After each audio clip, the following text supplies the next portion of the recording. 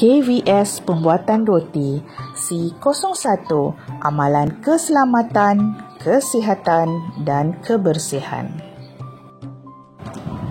Aktiviti kerja kedua, perancangan keselamatan, kesihatan dan aktiviti-aktiviti amalan kebersihan. Hasil pembelajaran hari ini diharapkan anak-anak murid akan dapat mengenal pasti cara-cara yang perlu dilakukan untuk mengekalkan kebersihan makanan. Hari ini kita masih lagi pada tajuk mengekalkan kebersihan makanan, sambungan kepada kelas sebelum ini. Okey, sebelum ni cikgu dah bagi tahu kita akan cerita tentang 9 cara bagaimana nak mengekalkan kebersihan makanan. Cikgu dah cerita 4 cara sebelum ini. So hari ini cikgu akan sambung 5 cara lagi ya.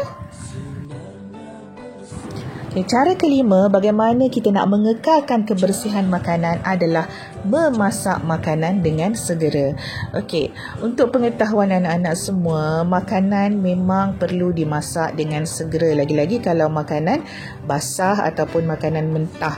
Okey, semakin lama kita biarkan dia untuk dimasak, maka semakin tinggi kebarangkalian ataupun risiko untuk makanan itu tercemar. Jadi kena masak cepat-cepat, secepat yang boleh lah. Tapi kalau perlu kita simpan, pastikan kita simpan di tempat yang betul, pada suhu yang betul. Contohnya kalau perlu simpan dalam peti sejuk, simpan dalam peti sejuk, letak elok-elok. Kalau perlu disimpan dalam peti sejuk beku, simpan di bahagian sejuk beku.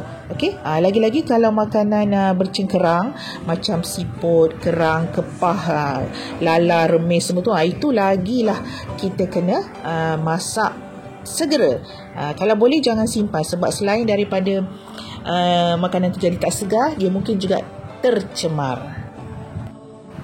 Keenam, proses pengasapan dilakukan secara berkala untuk mengelakkan kutu dan serangga. Okey, proses pengasapan ni biasa juga kita panggil sebagai fogging.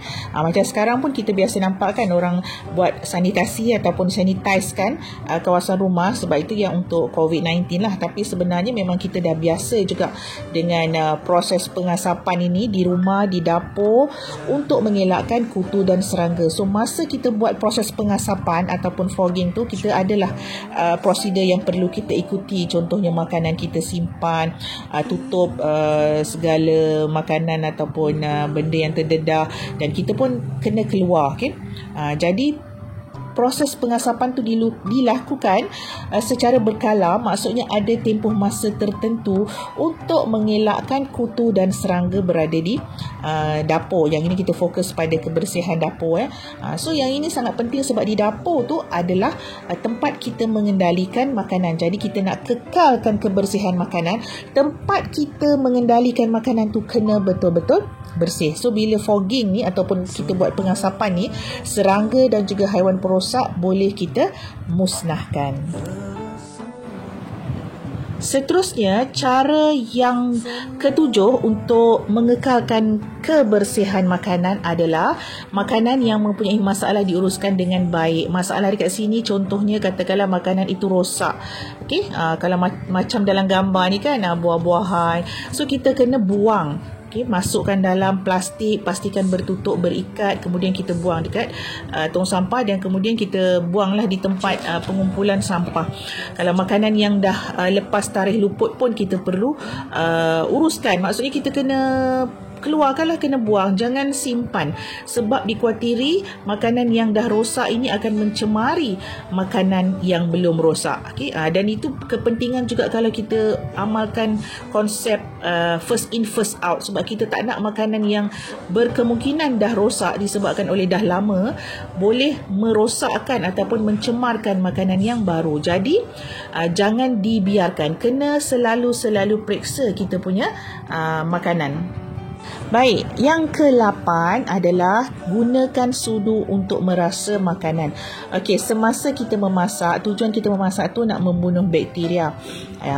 Dan kita pun, lebih-lebih lagi kalau kita nak jual, kita kena pastikan kita mematuhi aspek keselamatan dan juga sanitasi makanan itu. Bila kita nak rasa makanan, kita perlu guna sudu yang lain.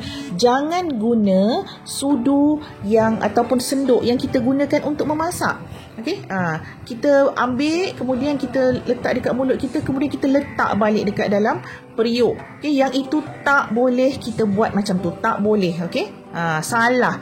Jadi kita kena gunakan sudu lain, ataupun mungkin ada orang dia letak dekat mangkuk kecil ke piring ke, tak kisah, tapi maknanya guna yang lain yang bersentuhan dengan bibir kita tu, mulut kita tu adalah benda lain, bukan senduk yang kita guna untuk masak. Kita rasa dengan senduk tu juga, lepas tu kita celup balik dalam makanan yang kita masak. Tak boleh. Itu tak boleh.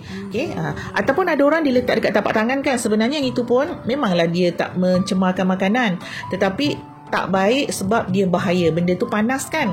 Jadi dari segi keselamatan tak bagus. Jadi tolong gunakan sudu lain untuk merasa makanan. Okey, akhir sekali yang cikgu nak cerita tentang cara nak mengekalkan kebersihan makanan ini adalah tentang pembuatan aiskrim.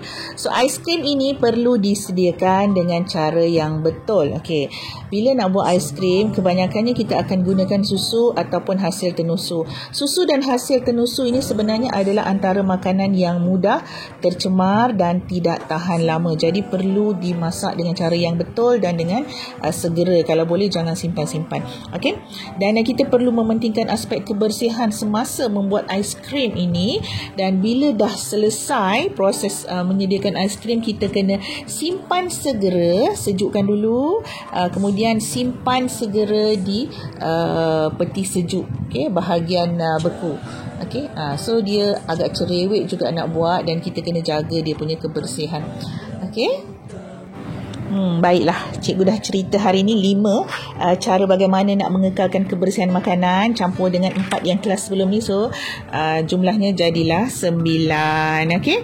Cikgu ulang secara ringkas apa dia 5 cara untuk mengekalkan kebersihan makanan yang kita belajar hari ini.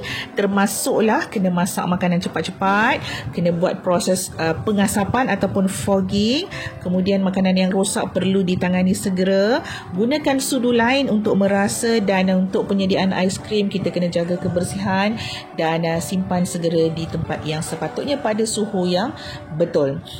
So pelajaran hari ini tamat di sini. InsyaAllah kita akan jumpa lagi untuk modul yang sama, amalan 3K, di kelas yang akan datang. Sehingga itu, Assalamualaikum warahmatullahi wabarakatuh dan bye-bye.